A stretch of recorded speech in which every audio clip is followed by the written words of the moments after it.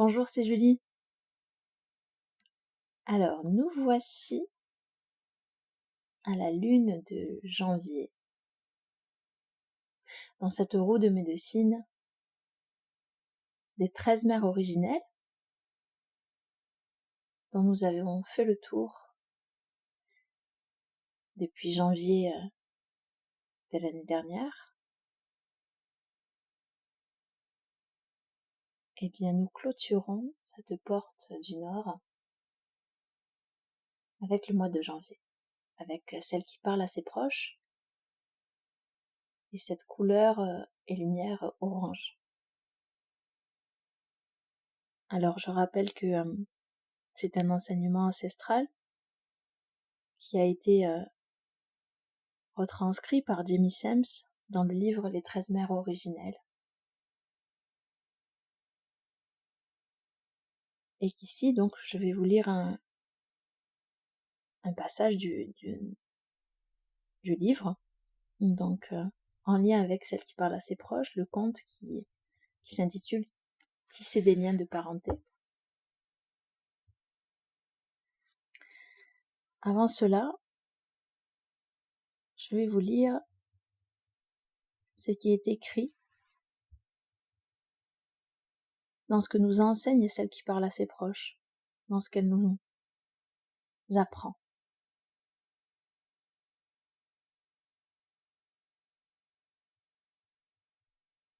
Celle qui parle à ses proches, la mère de la nature, gardienne des rythmes, du temps qu'il fait et des saisons, protectrice du langage des arbres, des pierres et des animaux. Celle qui fait les liens de parenté, gardienne des besoins de la terre, mère de la famille planétaire. Elle nous enseigne à comprendre les langages silencieux de la nature, à nous sentir proches de toutes les formes de vie et à entrer dans l'espace sacré des autres avec respect.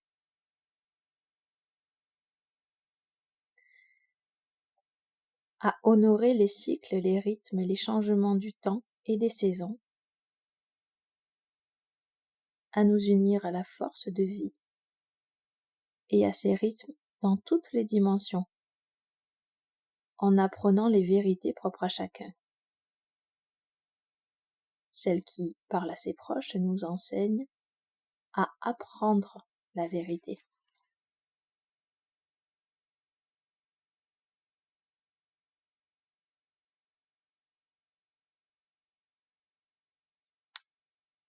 Alors avant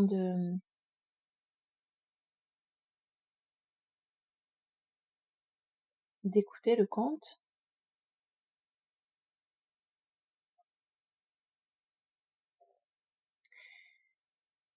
je vais vous proposer de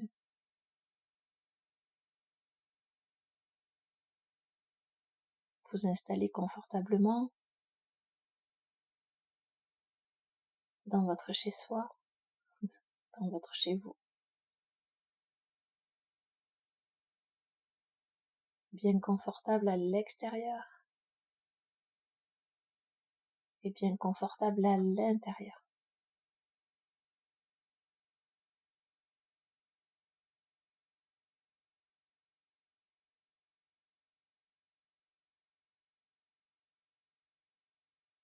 Vous pouvez, si vous en avez l'élan et si le cœur vous en dit, aller chercher peut-être une fleur, une pierre, un élément de la nature qui pourrait bien vous accompagner dans le voyage.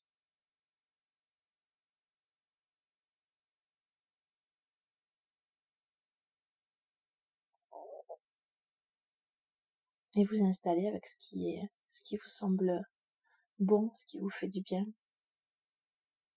ce qui vous met dans un espace de douceur et de tranquillité. dans votre bon confort,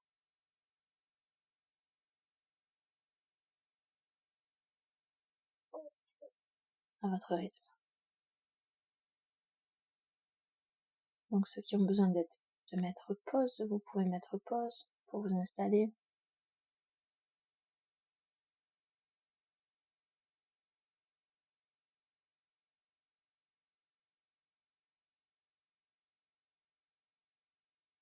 Et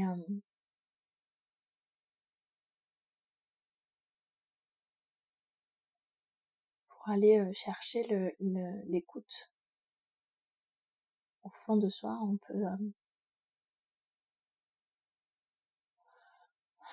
respirer déjà. Peut-être un peu plus, de manière un peu plus prononcée dans un premier temps.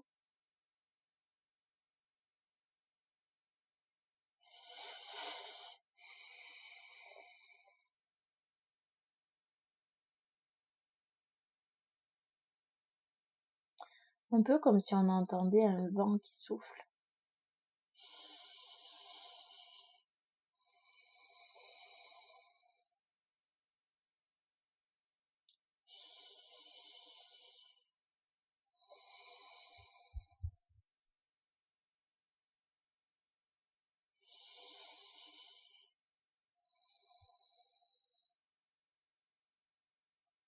Et condenser avec lui dans notre respiration. Chacun à notre rythme.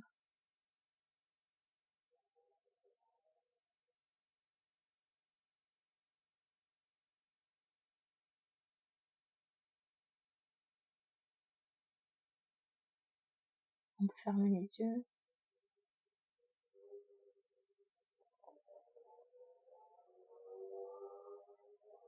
Et parfois, malgré le bruit environnant,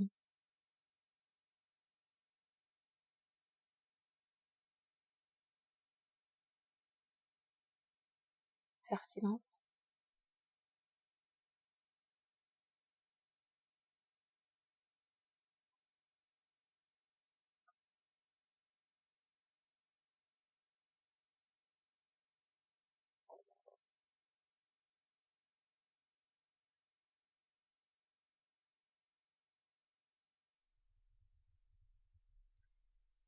Et le vent s'apaise. La brise redevient légère. Et on entre dans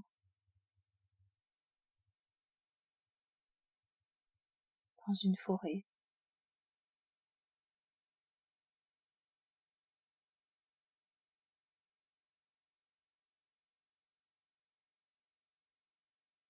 Quelqu'un nous tend la main.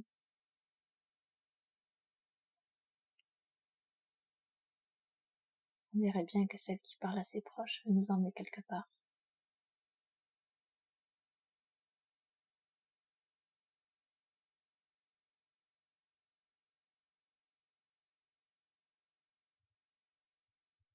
Les arbres bougent leurs feuilles.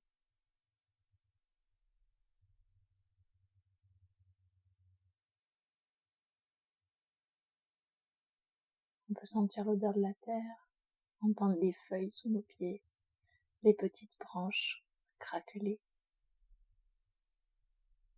les rayons de soleil illuminer les espaces alentour.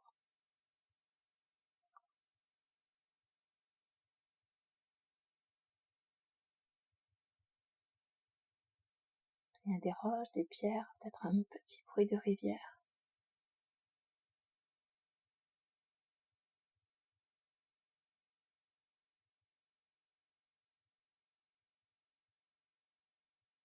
On va pouvoir s'installer.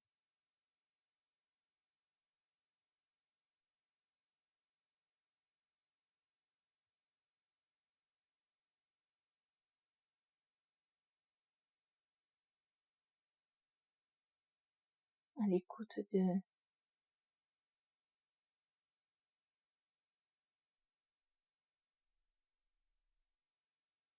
tout ce qui parle avec nous.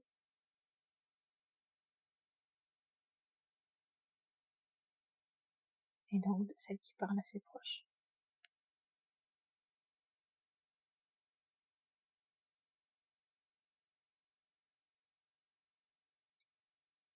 Tisser des liens de parenté.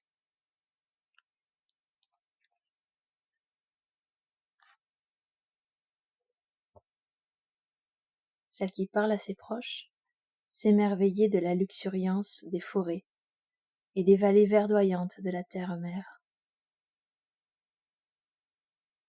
Les grandes montagnes de glace n'avaient pas encore dérivé vers le sud, ce qui laissait un peu de répit au seul endroit de terre qui émergeait, l'île de la Tortue. La vie grouillait dans tous les recoins de cette terre ensoleillée où les plantes poussaient avec bonheur. Elle s'étira et leva les bras vers la lumière de grand-père Soleil. Oh, quel plaisir d'être vivant, soupira-t-elle pour elle-même. À cet instant, un mouvement furtif, presque imperceptible, attira son attention. Retenant sa respiration, elle s'accroupit dans un volumineux buisson d'iris, en courbant quelques tiges. Elle n'osait faire aucun bruit. Elle resta ainsi, au calme, jusqu'à ce que son corps n'émette plus aucun rythme qui puisse être perçu. Elle ne voulait pas déranger les habitants de cette vallée boisée, ni les empêcher de s'adonner à leurs occupations quotidiennes, qui les menaient sans doute au ruisseau, un peu plus bas sur sa gauche. Cela lui faisait plaisir d'attendre pour voir quel animal allait se montrer. Qui donc avait produit ce bruissement dans les fourrés? Elle n'eut pas longtemps à attendre avant qu'un renard roux vienne flairer autour du rocher tout proche du ruisseau tourbillonnant, et qu'il se précipite au bord de l'eau pour boire une lampée, puis se sauve aussitôt.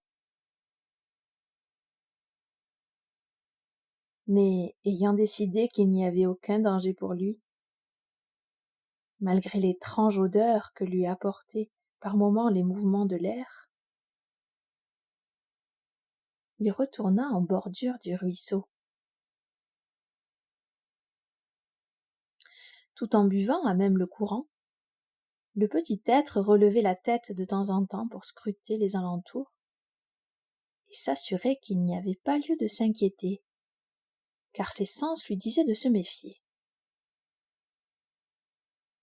Il fut soudain paralysé de stupeur, en s'apercevant que son regard plongeait dans le plus gentil regard qu'il ait jamais vu. Les yeux semblaient appartenir à un humain à deux jambes.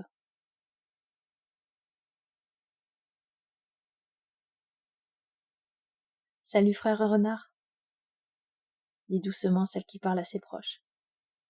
« Je crois que j'ai réussi à ne pas t'effrayer. » Le renard oublia ses craintes et lui répondit spontanément. « Je pensais que j'étais le seul à être vraiment habile dans l'art du camouflage. » « Tu aurais dû être renard, et pas un être à deux jambes. »« Comment as-tu fait ?»« Oh, pas la peine de me le dire, je le sais déjà parce que c'est ce que je fais, moi. » « Eh bien, renard, tu vas peut-être être étonné d'entendre que j'ai marché sur la terre pendant de nombreux jours et de nombreuses nuits, afin d'apprendre à connaître tous mes proches, » répliqua-t-elle. « Il est important pour moi de comprendre la façon de faire de tous mes enfants, parce que je suis la mère de la nature. Je dois connaître les besoins de chacun des animaux qui enseignent, ainsi que les besoins des plantes et des pierres, pour pouvoir servir au mieux ma famille. »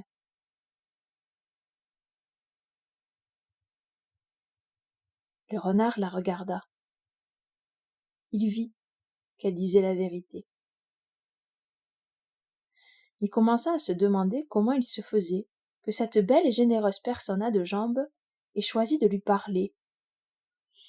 Mais il avait peur de lui poser la question. Il fut ramené à lui par un rire enchanteur, le plus mélodieux qu'il ait jamais entendu, qui résonna dans le vallon. « Oh, renard, dit-elle, tu es un maître dans l'art de te rendre invisible, mais tu as oublié de cacher tes pensées. Ne sais-tu pas que j'ai la connaissance de la vérité enfouie dans les cœurs et les esprits de chaque être vivant? Tu ne dois pas avoir peur de me demander quoi que ce soit. Loi m'a appris à entrer dans la spirale sacrée du rythme pour être en harmonie avec tous mes enfants. Ayant appris la vérité des rythmes, je suis devenue capable de faire que nos pensées et nos cœurs fusionnent, en sorte qu'il n'y ait plus de séparation entre nous. À cet instant, un mille-pattes apparut, trottinant le long d'un morceau de bois tombé en travers du ruisseau lors de la dernière averse. La multitude de ses pattes qui bougeaient en cadence se mit soudain à s'agiter, comme si elles allaient se chevaucher les unes les autres. Il essayait vaillamment de venir jusqu'à celle qui parle à ses proches. Son dos dessina un arc quand il relâcha la cadence pour s'arrêter, avec sa queue qui se vrilla comme une feuille d'automne. Il s'arrêta enfin. « Quel bonheur !» s'écria-t-il. « Je crois bien que j'ai entendu ton merveilleux rire, mère. Je ne connais nulle part au monde un son aussi musical. Quelle magnifique surprise !» Le regard du renard allait de celle qui parle à ses proches aux mille-pattes. Il se demandait comment ces deux-là pouvaient bien se connaître. Puis il choisit de s'asseoir sur le rocher près du ruisseau et de se chauffer au soleil. La discussion allait sans doute durer, et ses pattes étaient devenues froides, à force de rester dans l'eau à écouter celle qui parle à ses proches. Mille-pattes, voilà bien des lunes que nous nous sommes parlé. Je dois te remercier de m'avoir appris à trouver le centre de mon corps et à faire de grandes enjambées. Les longues marches jusqu'à la mer et jusqu'aux plaines ont pris de nombreux jours et de nombreuses nuits. Mais mes bras et mes jambes bougeaient en harmonie. C'est merveilleux de sentir chaque partie de mon corps travailler en relation avec l'autre. Ni toi ni moi n'avons oublié la période où je me débrouillais si mal avec mes bras et mes jambes, trébuchant sur chaque caillou, me faisant agripper par chaque buisson. Le mille-pattes se mit à pouffer de rire. Pfff. Eh bien, je suis si heureux de te revoir que j'ai failli rouler le long de cette branche de cotonnier. Moi aussi, j'oublie ma propre médecine quand je suis excitée. Avec mon grand âge, j'ai de nouvelles pattes qui me poussent. Et je crois qu'il faut que je leur apprenne à fonctionner à l'unisson des anciennes. Encore. Et encore. Et encore. Celle qui parle à ses proches sourit. Je comprends bien ce que tu ressens, plein de pattes. Mettre au point les rythmes et les saisons a demandé du travail aussi. La terre-mère n'arrête pas de changer dans sa façon d'avancer dans la nation du ciel. Et les lunes vertes, qui voient l'apparition de nouvelles pousses, se font de plus en plus courtes. Alors que les lunes blanches semblent s'allonger en apportant davantage de neige et de glace. Le renard intervint pour demander: « Est-ce que c'est ici, pour cette raison, que tant d'animaux des steppes viennent par ici ?» Le mille-pattes hocha la tête, et celle qui parle à ses proches acquiesça. « Tu vois, renard, la terre-mère m'a donné la tâche de connaître les besoins de tous les membres de la tribu terrestre. Je peux ainsi l'aider dans sa recherche de la façon juste de traverser la nation du ciel. Finalement, il y aura 4 saisons et 4 vents de changement qui aideront chacun de nous à trouver des rythmes harmonieux. Les 3 lunes blanches nous donneront une période de repos, pendant le temps où les êtres de glace couvriront la Terre. Puis, les lunes vertes viendront, sur 3 cycles, apporter une vie nouvelle au peuple des plantes. Et les 3 lunes jaunes amèneront la période de maturité et de plénitude. Enfin, les 3 lunes rouges suivront, apportant le temps de la moisson. Et la 13e lune est la lune bleue, celle du moment où tous les enfants de la Terre trouvent leur capacité naturelle à changer ou à se transformer. Le mille-pattes soupira et sourit. Ce sera vraiment bien de voir cela, mère, et nous te remercierons tous pour le travail que tu fais là pour nous. Celle qui parle à ses proches était heureuse de son apprentissage de la vérité sur la façon de nourrir les besoins de tous les enfants de la terre. Heureuse aussi d'apprendre à connaître la médecine de chacun. La vie était bonne. Chaque journée apportait de nouveaux enseignements à recevoir, de nouvelles vérités à explorer et de nouveaux rythmes à ajouter à l'ensemble. Elle était en train de réaliser qu'elle se familiarisait avec les formes de vie en entrant dans le flux rythmique de chacune. Elle y écoutait le tambour intérieur des battements du cœur de cet être. Et voilà qu'elle se souvint de la façon dont elle avait appris cela. Sous les chauds rayons de lumière orange que grand-père Soleil dardait à travers ses paupières closes, elle se laissa dériver jusqu'à ce temps d'il y a bien longtemps.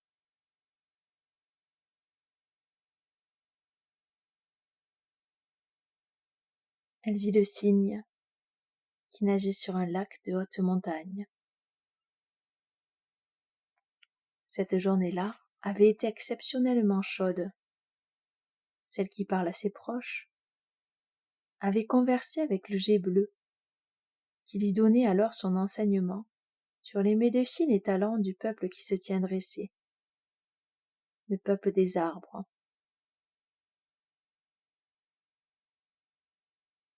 Le jet bleu n'allait pas parler pour eux, parce que les arbres peuvent s'exprimer. Mais celle qui parle à ses proches lui avait demandé de l'accompagner. Sa médecine à elle consistait à utiliser l'intuition pour dire ce qui est vrai. Mais en ce temps-là, elle commençait seulement à utiliser son corps pour ressentir les choses. N'étant pas très sûre de ses nouvelles facultés, elle avait demandé au jet bleu de l'assister. Pendant des heures, les 2 amis s'étaient assis auprès du peuple qui se tient dressé, à écouter quand le chef du vent soufflait doucement à travers les branches des arbres, donnant vie à leur voix.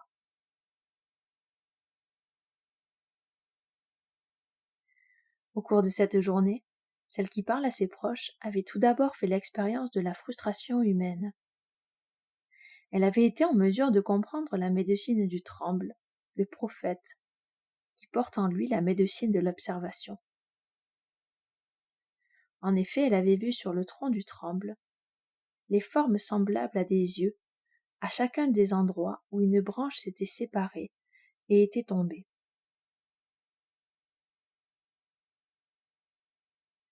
Elle avait pu ressentir la médecine de la paix intérieure. Lorsqu'elle s'était assise au pied du pin et avait déposé son dos sur son tronc robuste.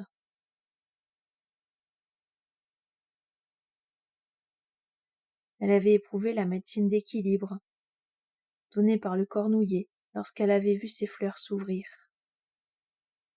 les pétales indiquant les 4 directions du cercle sacré. Mais l'intuition lui faisait défaut dans son écoute, et elle ne comprenait pas intimement le langage des proches qui se tiennent dressés. Le Jet bleu fut très gentil avec elle. Il proposa de faire une pause dans l'apprentissage, car il voyait bien qu'elle était au bord des larmes à cause de sa frustration.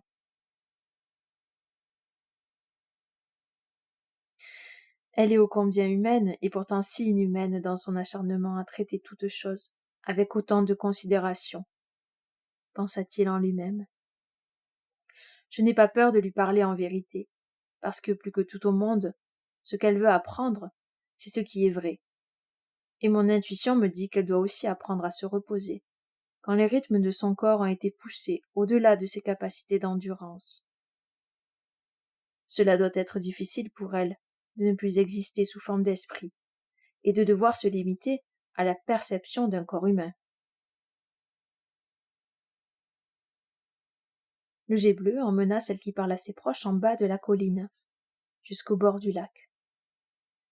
Il la fit asseoir sur le sable, auprès de la berge.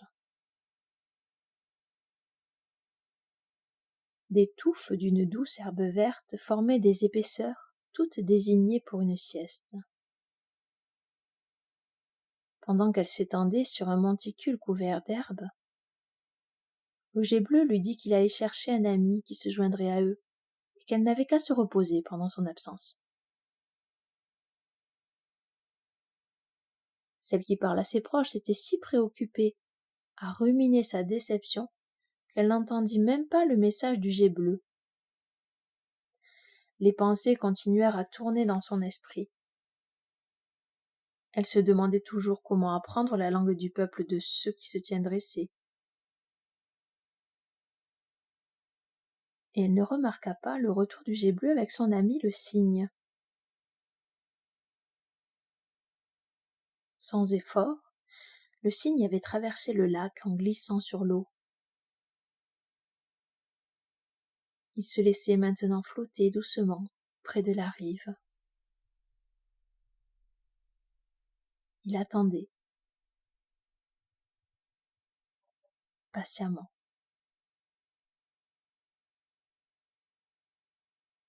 Alors le Jet bleu se mit à criailler un long discours de remontrance pour attirer l'attention de celle qui parle à ses proches. « Dis-moi, cygne, nous pourrions la pousser dans le lac pour laver la tête de toutes ses frustrations. Ou bien demander à l'autruche de creuser un trou dans le sable, où tous les trois nous pourrions enterrer sa tête !» piailla-t-il, sans provoquer pourtant la moindre réaction de celle qui parle à ses proches. Le Jet bleu aperçut l'autruche plus bas sur la rive, et il l'appela. Pendant qu'elle trottinait vers eux, il continua sa tirade moqueuse. « Ça y est, voilà l'autruche. Elle va te montrer comment enfouir ta tête dans le sable plutôt que dans d'inutiles insatisfactions. » lança-t-il suffisamment fort pour que l'autruche l'entende. Celle qui parle à ses proches restait perdue dans ses pensées agitées, cependant que l'autruche s'avançait maintenant d'un pas nonchalant, en haussant les épaules et en se demandant quoi faire de cette jeune femme perturbée. Le cygne continuait d'attendre patiemment, mais le Jet bleu et l'autruche étaient bien résolus à capter l'attention de la jeune femme. Avec un petit rire de conspirateur, le Jet bleu vint se poser à côté d'elle sur un morceau de bois échoué, et l'autruche se pencha pour donner un petit coup de bec sur le nez de celle qui parle à ses proches. Celle-ci poussa un cri, non pas de douleur, car l'autruche y était allée très doucement, mais de surprise, à cause du choc de découvrir soudain et de si près 2 yeux, les plus énormes qu'elle ait jamais vus, avec leurs lourdes paupières plissées. Tout le monde éclata de rire, sauf elle, muette de stupéfaction.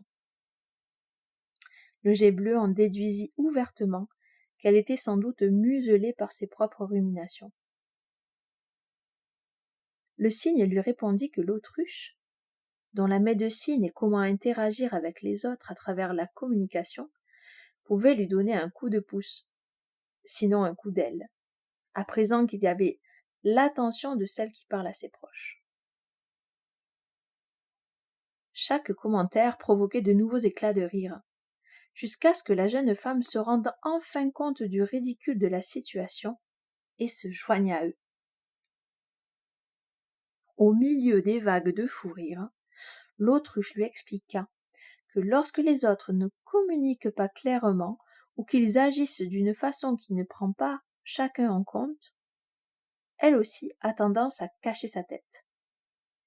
S'il arrive qu'une personne se trouve à l'écart d'un groupe, l'autruche va l'imiter quand elle refuse d'entendre les idées des autres en enterrant sa tête dans le sable jusqu'à ce que quelqu'un la remarque. En général, la personne s'en rend compte par elle-même lorsqu'elle a sous le nez le postérieur de l'autruche qui pointe en l'air, ce qui lui donne une idée de ce que l'autruche pense. Mais dans le cas présent, l'autruche n'avait pas eu besoin d'enterrer sa tête, parce que celle qui parle à ses proches l'avait déjà ensevelie sous ses propres frustrations. Le rire avait complètement transformé l'atmosphère de l'après-midi, et celle qui parle à ses proches se sentit de nouveau l'esprit frais, portant attention à ce qui se passait, au lieu de se demander pourquoi les limitations humaines venaient restreindre sa faculté naturelle à connaître directement les choses. Elle était en train d'apprendre comment utiliser les sens humains, et rire lui faisait du bien. Ça montait à ses lèvres et faisait gigoter son ventre. Son cœur goûtait la chaleur de l'amitié, et sa peau frémissait sous les éclaboussures de l'eau que les ailes du cygne faisaient gicler dans l'animation du moment. Elle considéra qu'il était bon de ressentir les plaisirs du corps. Elle était heureuse d'être vivante. L'autruche et le jet bleu observèrent en silence le cygne, qui s'était mis à parler de façon apaisante à celle qui parle à ses proches, glissant doucement sur l'eau calme, ce qui amena une nouvelle atmosphère. Tu vois comme mon corps se courbe, et comme mon cou s'incline, et ondule lorsque j'avance dans l'eau. Celle qui parle à ses proches acquiesça, et le cygne continua. Les esprits de l'eau ne s'opposent pas au mouvement de mon corps. Ils m'aident à sentir le mouvement des courants, aussi bien que mon propre mouvement.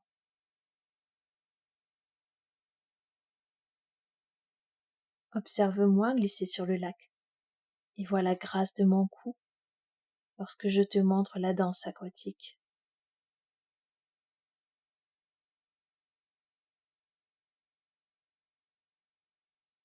Celle qui parle à ses proches s'apaisait de plus en plus, captivée par les rythmes du cygne.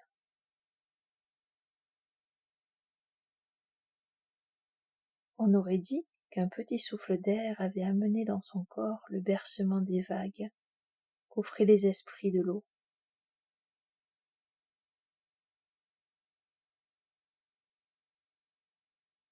Elle commença à laisser son esprit voguer et rêver,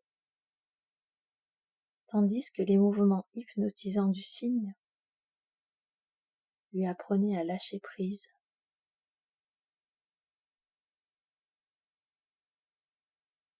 Quand elle s'éveilla de ce rêve, elle avait compris comment apprendre le langage de chaque chose vivante.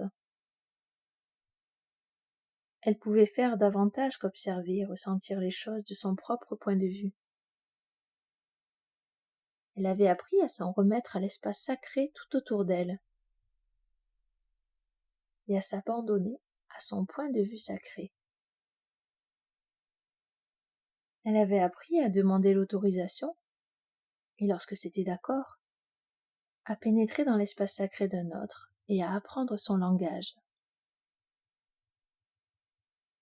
Elle était toute excitée, en racontant au cygne, au jet bleu et à l'autruche l'expérience de son temps de rêve.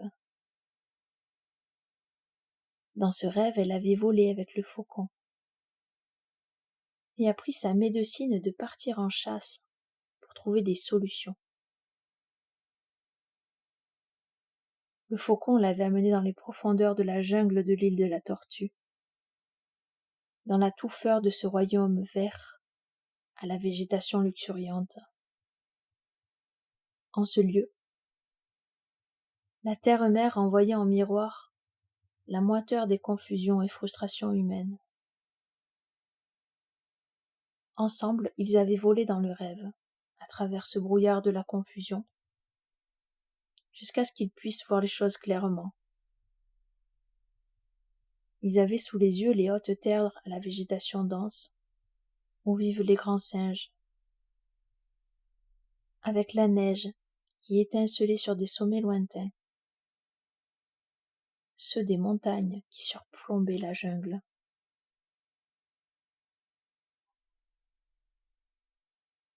Le gorille était un conteur sans mots.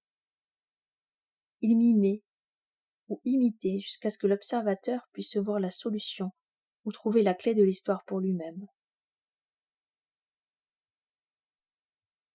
Dans le rêve, alors qu'elle volait en cercle avec le faucon, celle qui parle à ses proches avait observé ses mimiques sous toutes les facettes. En peu de temps, la médecine efficace du gorille, qui est de communiquer et d'enseigner à travers l'action, avait permis à son cœur de comprendre. Elle avait d'abord trouvé ses mouvements drôles, jusqu'à ce qu'elle comprenne qu'il était en train d'apprendre aux autres de sa tribu à accomplir une tâche précise. C'est alors qu'elle avait remarqué qu'il imitait un singe plus jeune pour capter son attention, puis qu'il faisait un jeu de ses imitations pour que le jeune puisse alors l'imiter lui.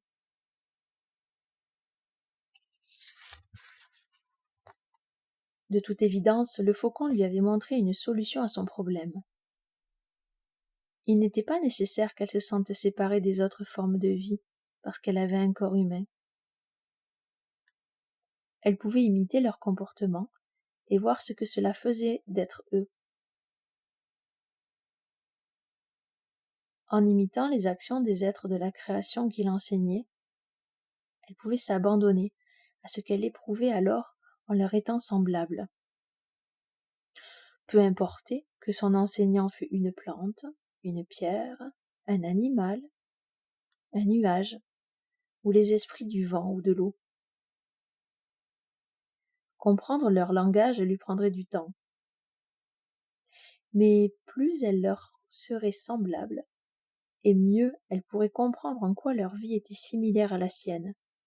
Et plus facile aussi, il lui serait de connaître la façon de communiquer propre à chaque espèce. L'autruche, le jet bleu et le cygne étaient très heureux que celle qui parle à ses proches en ait fini avec les frustrations et en vienne à la compréhension. L'équipe des 4 se retira sous les ombres douces de la forêt, celle qui parle à ses proches montrant le chemin. Elle était décidée à utiliser la compréhension nouvelle qui lui était venue pour communiquer avec les arbres, dans ses relations avec eux. Jusqu'à présent, elle avait simplement observé et essayé d'écouter lorsque les esprits du vent agitaient doucement les buissons d'émeraude et de jade du peuple de ceux qui se tiennent dressés. Il était temps à présent de pratiquer et de développer ses aptitudes à communiquer. À ses amis enracinés autour d'elle, elle fit part de son intention. J'ai appris à m'abandonner au rythme de l'espace sacré autour de moi. À présent, si vous êtes d'accord, j'aimerais devenir semblable à un être qui se tient dressé, dit-elle. L'être d'un vieux pin laissa tomber une pomme de pin qui roula à ses pieds, comme une offrande d'amitié. Elle accepta le cadeau avec plaisir. Elle s'agenouilla pour creuser un trou dans le sol tendre couvert d'aiguilles de pin, et y enterra ses pieds jusqu'aux chevilles.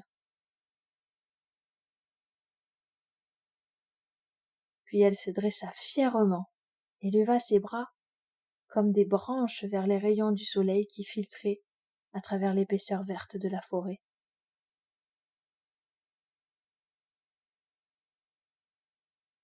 Le silence enveloppa tous ceux qui étaient rassemblés là, tandis qu'elle fermait les yeux et devenait un arbre humain.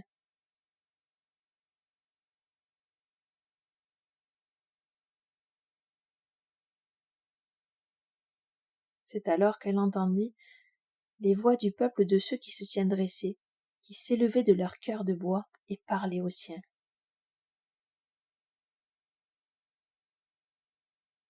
Notre langage est d'entendre par le cœur, pas avec les oreilles.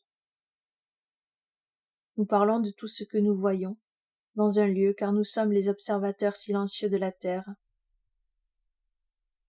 Nos racines plongent profondément dans le puits d'amour du sol de la terre-mère, et nos branches s'élèvent plus haut chaque jour pour chercher la lumière du grand-père soleil. Nous sommes le vivant équilibre entre la terre-mère et le ciel-père, entre le féminin et le masculin. Recevoir et donner. De toutes les formes de vie, nous sommes les plus proches de la constitution des êtres humains, parce que nous leur montrons comment honorer l'équilibre entre le ciel et la terre à l'intérieur d'eux-mêmes.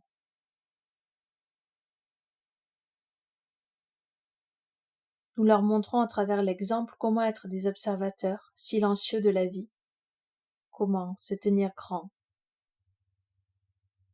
et comment donner et recevoir.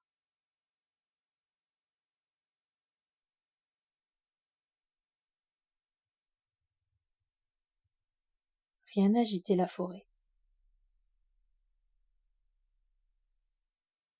Aucun souffle de vent ne faisait frémir les branches du peuple des arbres. Et pourtant, celle qui parla à ses proches entendit la voix du vieux séquoia. Il lui montra qu'avec ses bras ouverts, au-dessus d'elle, son corps créait 2 cercles. Ces cercles formaient la figure d'un 8.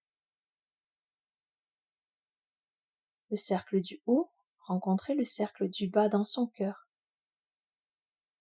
Celui du haut embrassait la nation du ciel.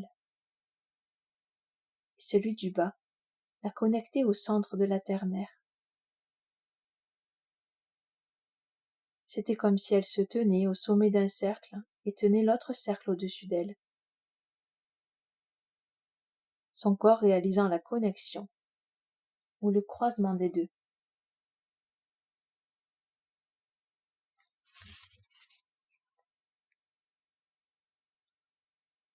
Il y a 2 roues de médecine de la vie, dit le séquoia.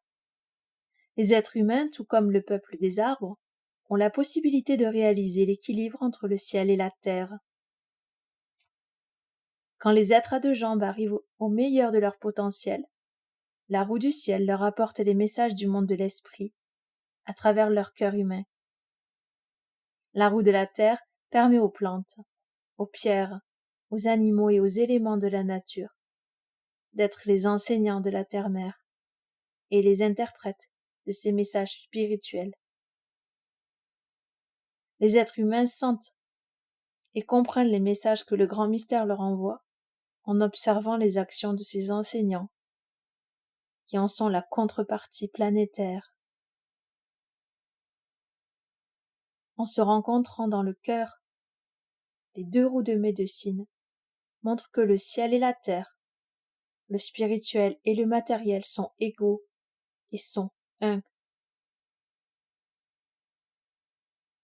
Vois-tu, la seule véritable limitation de l'être humain vient lorsque son cœur est fermé.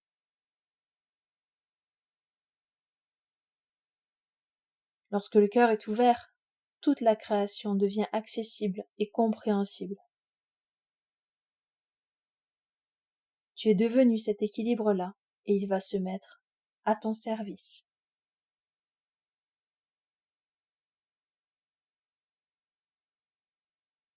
Le souvenir de ce temps et des enseignements reçus emplit le corps de la mère de la nature d'un sentiment de chaleur, la ramenant doucement au moment présent. La lueur orange que le grand-père Soleil avait projetée sur ses paupières s'était transformée en un orangé plus intense, signalant que le jour touchait à sa fin. Elle pouvait entendre la truite sauter pour gober des mouches dans le petit ruisseau mélodieux. Elle pouvait humer les premières effluves du jasmin qui ouvrait ses fleurs la nuit et savourer la fraîcheur humide qui s'élevait des pierres au bord du ruisseau. Dans son esprit,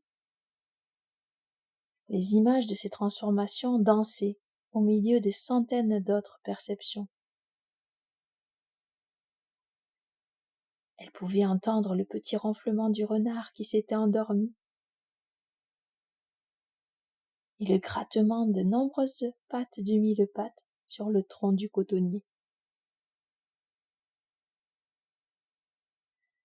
Oui, pensa-t-elle, j'ai vraiment appris. La vérité me parle maintenant de mille façons, à travers tous les sens de mon corps, mon cœur, mes pensées et mon esprit.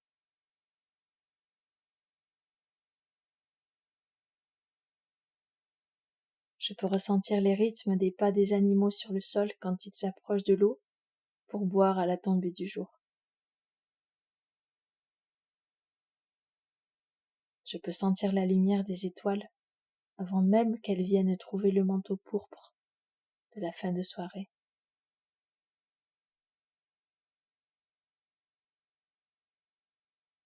La vie m'envoie des flots de sensations au plus profond de mon ventre, avec chaque changement de rythme autour de moi.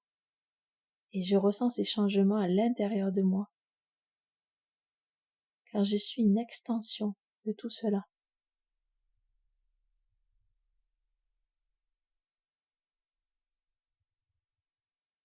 Gardant les yeux clos, celle qui parle à ses proches toucha doucement et paisiblement un être de pierre qu'elle avait attaché autour de son cou par un lien.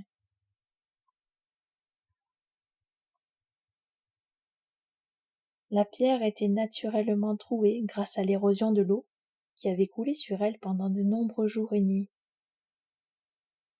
Le nom de cet être de pierre était Onéo, ou chanson. Cette pierre de médecine était spéciale.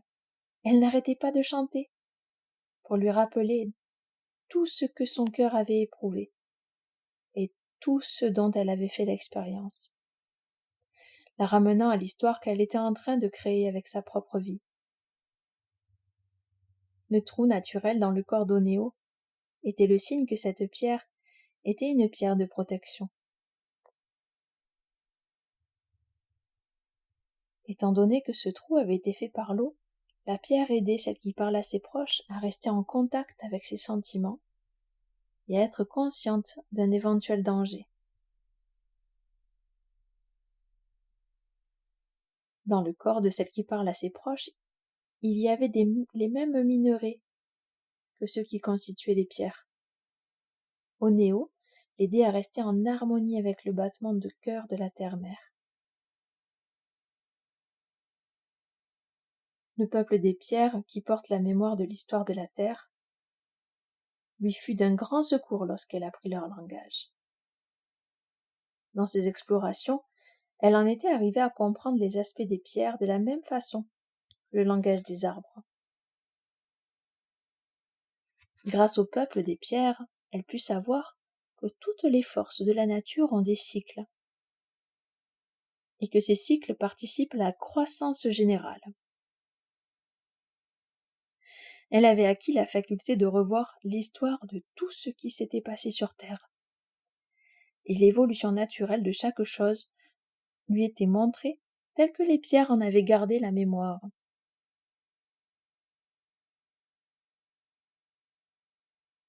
Leur cousin de la mer, les coquillages, lui avait enseigné à écouter le rythme des marées et des cycles de son propre corps.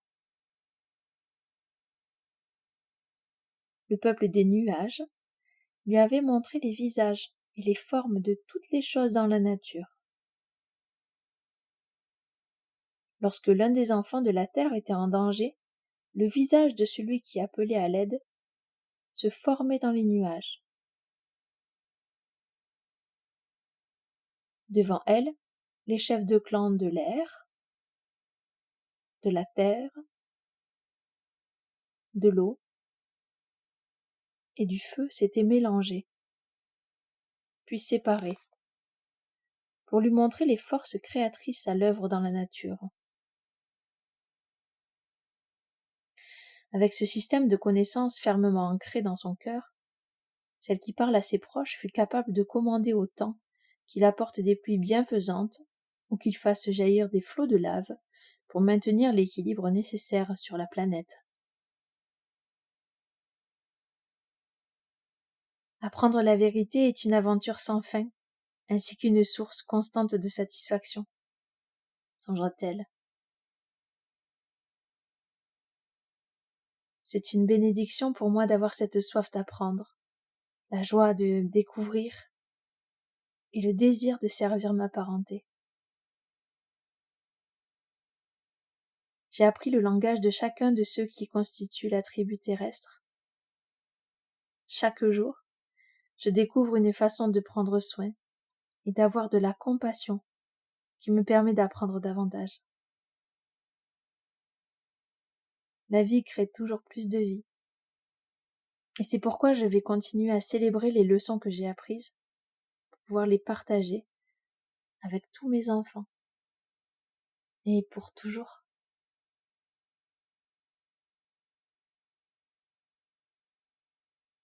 Celle qui parle à ses proches vit que doucement le jour venait de passer le calumet à la nuit.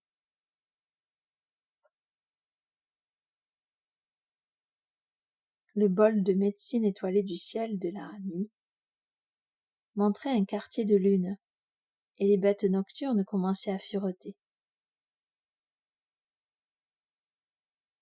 Le mille-pattes et le renard avaient fidèlement attendu que celle qui parle à ses proches sorte de son profond silence. Il n'avait pas bougé d'un poil.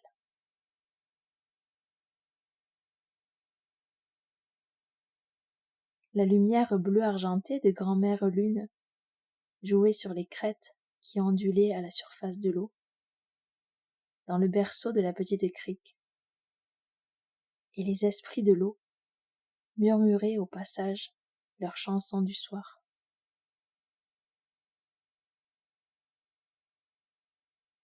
Quand celle qui parle à ses proches s'adressa à ses amis, elle murmura. Cela me fait plaisir que vous m'ayez entendu, les enfants. Pendant mon silence, je me suis souvenu de tant de choses que j'avais apprises à propos des vérités présentes dans chacune des existences qui font partie de la création. Et je me suis rappelé que je peux apprendre bien davantage encore dans notre monde en perpétuelle évolution. Le mille-pattes fit une boule de son petit corps et roula le long de la branche, jusqu'à celle qui parle à ses proches. « Mère, peut-être ta sagesse grandissante est-elle semblable à mes pattes, qui se multiplient? Peut-être qu'il me pousse de nouvelles pattes parce que je deviens plus âgé et plus sage. Je suppose que chacun de nos proches a une façon bien à lui de mesurer le chemin qu'il accomplit dans sa vie, sur la bonne route rouge. » Celle qui parle à ses proches répliqua. « Oui, mille-pattes, nous avons tous notre façon unique d'acquérir de la sagesse. Mais notre façon de partager notre langage et notre compréhension des choses est la clé de notre croissance commune en une famille planétaire. » Le renard se mit à rire et fit bouger ses moustaches avant d'intervenir. « Voilà une clé que je comprends, mère. Le renard est le protecteur de la famille planétaire, parce que personne ne peut apprendre les médecines et les langages de la nature s'il ne peut voir ce qu'il a juste sous les yeux. Toute la sagesse reste camouflée. Comme moi. Tant que les gens croient dans le monde invisible, qui ne devient visible que lorsqu'ils ouvrent leur cœur à la compréhension et à l'apprentissage de la vérité. La mère de clan du premier cycle lunaire sourit. Être la mère de la nature signifiait qu'elle pourrait suivre tout ce qui lui viendrait naturellement.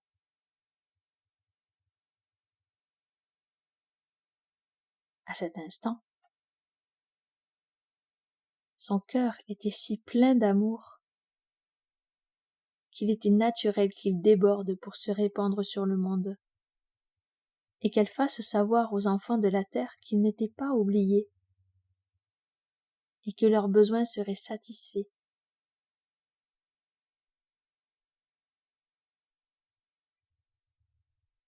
Celle qui parle à ses proches avait appris la vérité concernant le fait d'être dans un corps humain. C'était au tour de ces enfants humains de le découvrir pour eux-mêmes. Chaque fois qu'un individu à deux jambes ouvrirait son cœur, ou apprendrait ce qui est vrai au sein de la famille planétaire, elle serait là pour l'enseigner.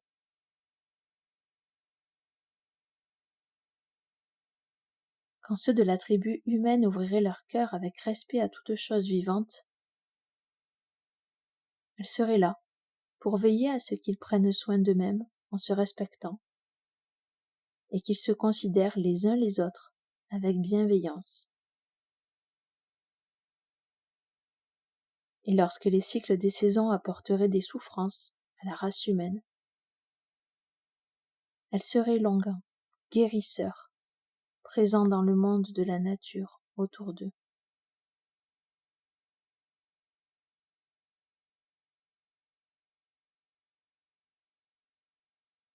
Le monde intangible de l'esprit, qui réside dans le monde tangible, attend d'être découvert.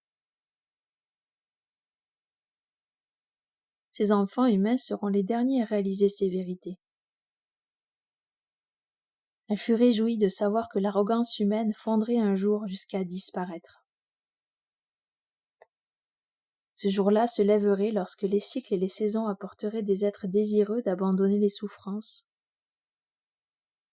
et de revenir à leur cœur comme à leur véritable maison.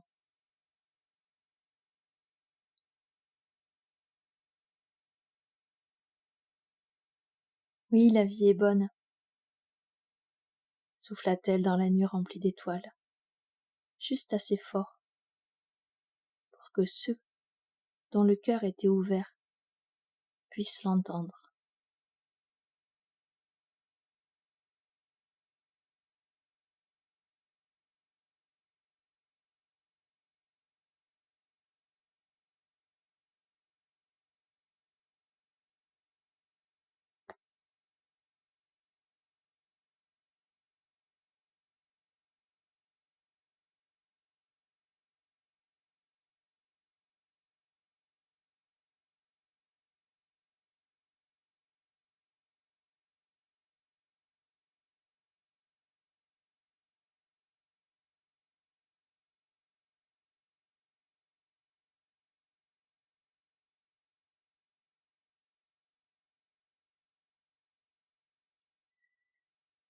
Nous voilà bien accompagnés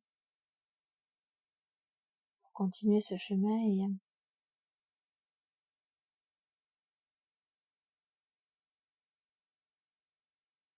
traverser les passages.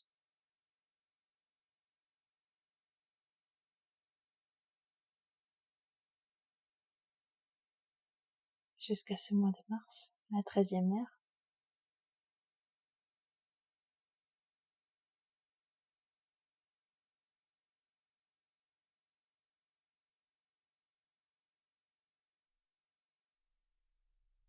Alors, puissions-nous être pris par la main par cet amour éternel et cette reliance à tous nos proches.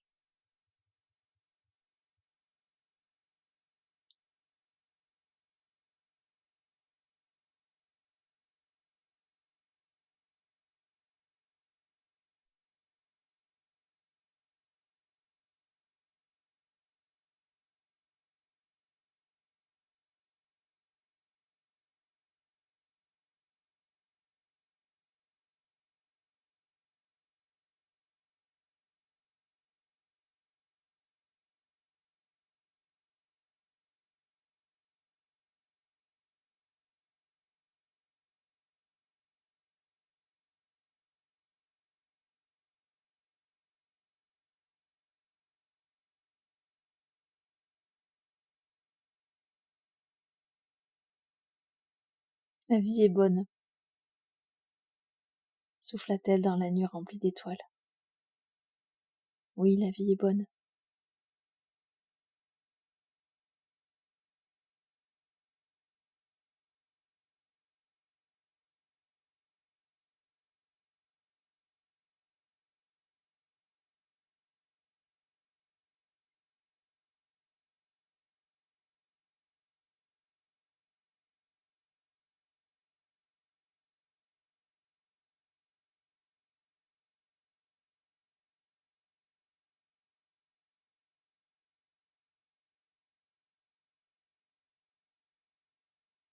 Je vous envoie à tous ce sourire qu'il a dans mon cœur et sur mes lèvres pour clôturer cette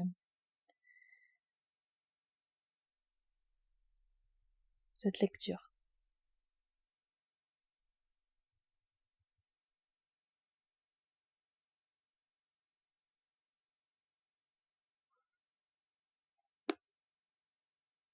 Alors rendez-vous dans maintenant un peu plus de temps que d'habitude.